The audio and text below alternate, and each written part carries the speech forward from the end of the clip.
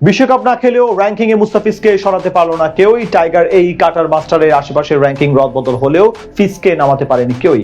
মাঠে না নেমেও সেরাদের কাতারে নিজের অবস্থান অটুট রেখেছেন মুস্তাফিজ। এদিকে সুপার 8-এর প্রথম ম্যাচে প্রোটিয়াদের বিপক্ষে বিশাল হার সত্ত্বেও র্যাঙ্কিং উন্নতি করেছেন বুমরা। জায়গা পেয়েছেন সেরা 10-এ আইসিসি কর্তৃক হালনাগাদকৃত নতুন র্যাঙ্কিং এ। তবে কোথায় আছেন বুমরা মুস্তাফিজরা সেটাই জানবো এই প্রতিবেদনে।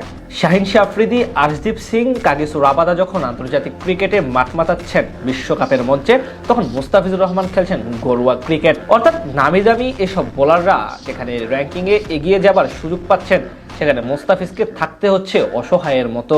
তবে সুযোগ পেয়েও মুস্তাফিজের সাথে পেরে উঠছে না এসব তারকারা।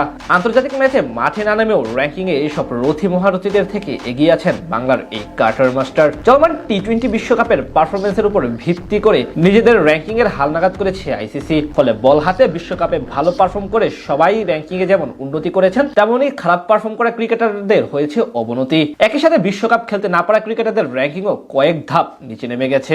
এই যেমন শ্রীলঙ্কার স্পিনার ওয়ানিন্দো হাসারাঙ্গা বিশ্বকাপে না খেলায় তার র্যাঙ্কিং নেমে গেছে 4 ধাপ। আর বল হাতে দুর্দান্ত পারফর্ম করায় সেরা 10-এ জায়গা করে নিয়েছেন Corbin Bosch, Matthew Forde, Jasprit বুমরাহদের মতো বোলাররা। তবে এখানে অবশ্য খানিকটা আলাদা মুস্তাফিজুর রহমান। বিশ্বকাপে না খেললেও র্যাঙ্কিংয়ে কোনো অবনতি হয়নি কাটার মাস্টারের।